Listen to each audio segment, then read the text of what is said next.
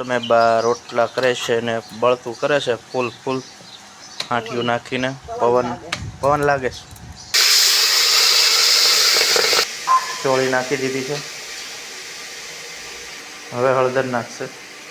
Hello મિત્રો, જય માતા જય દ્વારકાધીશ. સ્વાગત છે ફરીવાર એક મારા નવા રેસીપીના વિડીયો. આપણે લઈને આવ્યા છીએ રેસીપી એવી છે કે સ્વાદિષ્ટ ને ગામડામાં બનતી, અને ઉનાળામાં તમને લીલોતરી શાક ના ભાવતું હોય તો પણ ભાવે એવું પેટ ભરીને જમી શકે છે પરિવાર. તો આજે આપણે બનાવવાના છીએ ચોળીની રેસીપી. તો જોઈ લો મિત્રો, આપણે કઈ રીતે બનાવીએ છીએ ચોળીની રેસીપી. તો બન્યા રહેજો. ફાઇનલી મિત્રો, તમે જોઈ શકો છો અહીંયા બેહી ગયા છે બા ને બેન ને બાપુજી જતા રહ્યા છે અત્યારે. ક્યારના બા બીટો હો તમે? તો મિત્રો હાડી હવારના એટલે હાડી હવાર એટલે શું કહ્યું? ઉઠ્યા ત્યારના જ શાકનું નથી. શાક નથી થઈ ગયું, આટલી માન વીણાણી તો ભાવે ને કે નથી ભાવતું. તો મિત્રો આ લીલી ચોળી છે અને દાણા મસ્ત મસ્ત કાઢી લીધા છે, અને આ બાજુ આપણે કામ કરી નાખ્યું છે ડુંગળી કાપવાનું, અને એક બેઠા બેઠા હા કટેટી આખી ખાઈ ગયા. જો આવું નવું વચ્ચે કામ કરે છે ને પાછા કે ચોળીની શાકમાં વાર લાગી. તો મિત્રો બન્યા રહેજો. બાજ આપણે કેવું શાક બનાવવાનું છે? આજ શાક બનાવો મસ્તનું. કેવા લાગે છે? જો બા ચોળીનું શાક બનાવવાનું છે. ચશ્મા પહેર્યા છે શાક ભાવતું નથી ને લાગે ચશ્મા મને. તો કેમ કે આ ચોળી કોઈ હળેલી ના હોય ને એટલે કોઈ એવું ના રહી જાય, એટલા માટે જો ભાઈ નંબરના ચશ્મા પહેર્યા. કોઈ હળેલી દેખાઈ જાય, આંખે દેખાતું નથી. હા, નંબરના ચશ્મા પહેર્યા છે ને ચોળી વીણી છે, પછી તોય હજી જોવી પડશે. બરોબર. તો આજે લચકા જેવું શાક બનાવશો? હા, અસલ મજાનું રસાદાર બનાવવાનું છે શાક, લચકા જેવું. તો બના રહેજો મિત્રો અમારા વિડીયોમાં. બા બનાવશે આજે ચોળીનું શાક રસાવાળું. જો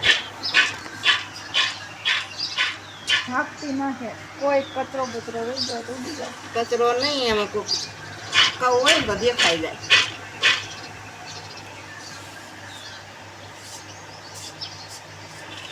આવરેજ કરો સરસ એટલે થઈ ગયું. તો મસ્ત મસ્ત ચોળી વીણી જી છે, અને આ બાજુ તમે જોઈ શકો છો ઘૂઘરા વણી નાખ્યા છે ભાઈ. જો મસ્ત મસ્ત ઘૂઘરા પણ વણી ગયા છે ને હુક્કાઓ મૂક્યા છે. અને આ બાજુ તમે જોઈ શકો છો આ ચટણી છે. આ ચટણી ભરી લો, કા તડકે લઈ લો. લો સાંયા લઈ લીધી. ઓહો, કલર ચેન્જ થતો જાય એવો હાવ.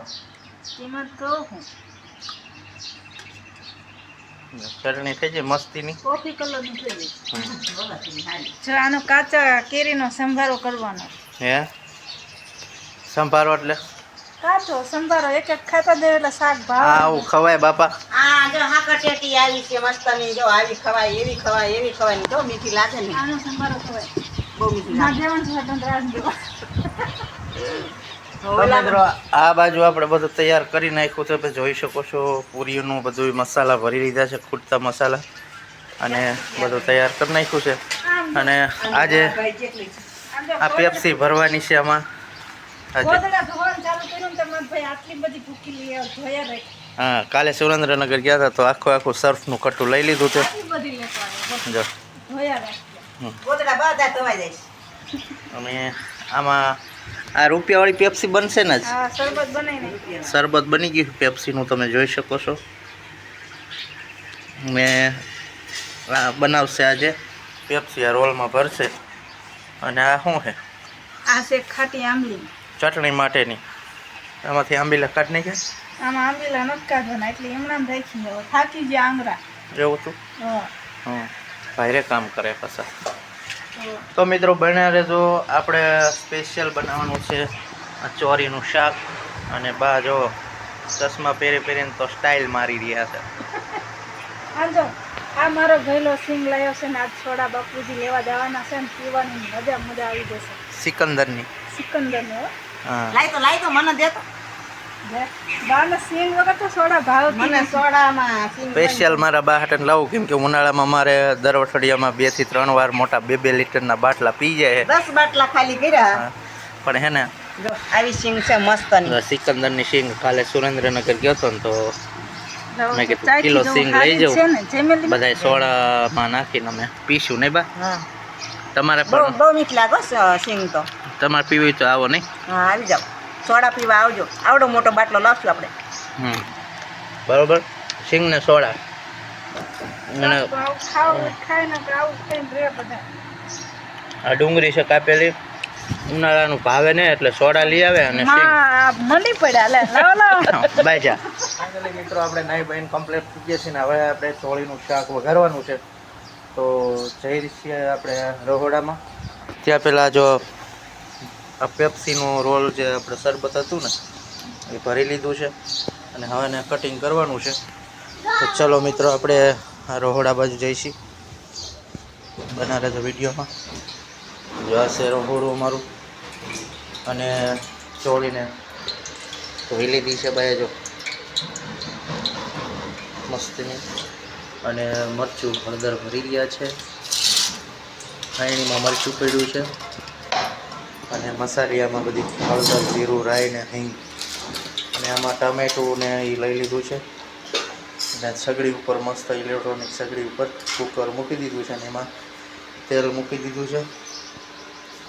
અને જો બા હવે ચોળી એમાંથી ધોઈને કાઢે છે. તો શું લાવ્યો પણ શું છે ઢોકળા ને બીજું જેવું છે સરસ. તો અમારો ભાણભા બાળ મંદિરથી નિમનો ભાગ લઈ આવ્યા છે અને આ બધું શાકની તૈયારી થઈ રહી છે વઘારવાની. તો આવી કંઈક તૈયારી છે. જો ટમેટાં કાપે છે ટમેટાનું કટિંગ ને ડુંગળીનું કટિંગ થઈ રહ્યું છે. તો મિત્રો બન્યા રહેજો અમારા વિડીયોમાં અને નવા ચેનલમાં હોય તો સબસ્ક્રાઈબ કરી લેજો જેથી કરીને આવા રેસીપીના વિડીયો નવા તમને મળતા રહે અને આ બાની રેસીપીમાં તમને પણ અવનવી વાનગીઓ મળતી રહે. તો સૌ પ્રથમ પહેલાં આપણે રહી લઈ લીધી છે. રહી હવે એડ કરશે બા. તેલ આવી ગયું છે મધ્યમ ને રહી જો ઉપર આવતી જાય છે. રહી ફૂટી ગઈ છે અને હવે નાખશે હિંગ નાખી છે અને હવે નાખશે જીરું નાખી દીધું છે. હવે ચોળી વઘારશે. ચોળી નાખી દીધી છે. હવે હળદર નાખશે. હવે લસણવાળું મરચું નાખશે.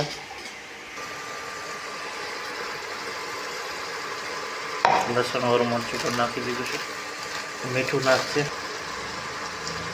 હવે ડુંગળીનું ટામેટાનું જે કટિંગ કર્યું છે એ નાખવાનું છે. કોથમરી લીમ ડુંગળી ને ટમેટું. તો હવે બરોબરનું મિક્સ કરશે. જો તમે રંગ થાળી દીધો મસ્ત ખુશ્બુ આવી રહી છે. હવે નાખશે પાણી કે હવે રસાવાળી ચોળીનું શાક બનવાનું છે નહીં બા. તો પાણી એડ થઈ ગયું છે.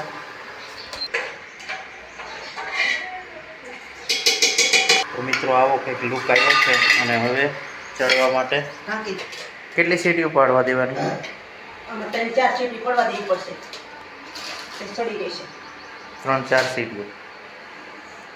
તો મિત્રો બન્યા રહેજો. આમાં આપણે ઘઉંના રોટલા કરવાના બા. હા ઘઉંના રોટલા કરવાના.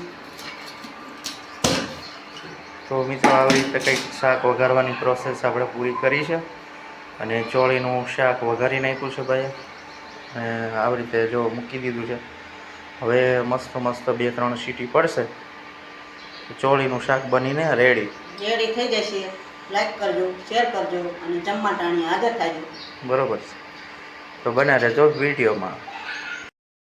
તમે બા રોટલા કરે છે ને બળતું કરે છે ફૂલ હાંઠિયું નાખીને પવન લાગે છે અને દેશી ચૂલે રોટલા ઘડી રહ્યા છે અને ચોળીનું શાક જો રોટલી ઘડે છે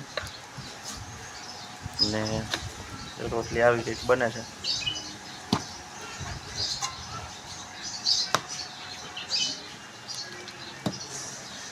આવી રીતે રોટલી બનાવે જો બા. પડવાળા રોટલા બનતા છે ને બા.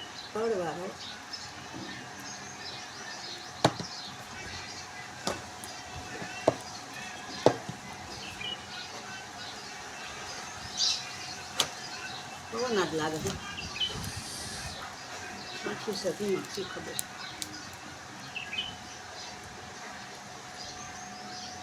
તો મિત્રો જોઈ રહ્યા છો તમે ગામડાની દેશી રીતે બા અમારા રોટલા ઘડે છે અને આવો કંઈક ગામડામાં રોટલી આવી રીતે બા બનાવે અને તમે પણ બનાવતા હોય સિટીમાં.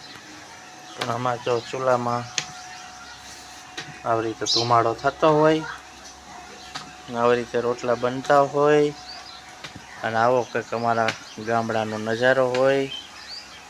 બેકગ્રાઉન્ડમાં ચકલા પશુ પંખી બોલતા હોય છે. બાટલાના ભાવ ચડી ગયા શું કરવું હવે? આ બાળવા પડે ને. હા, બાટલાના ભાવ ચડી ગયા છે તો પછી ચૂલે રોટલા ઘડે છે બા. જો બાવળા ઘણા વધી ગયા, કાપી આવશું જઈ.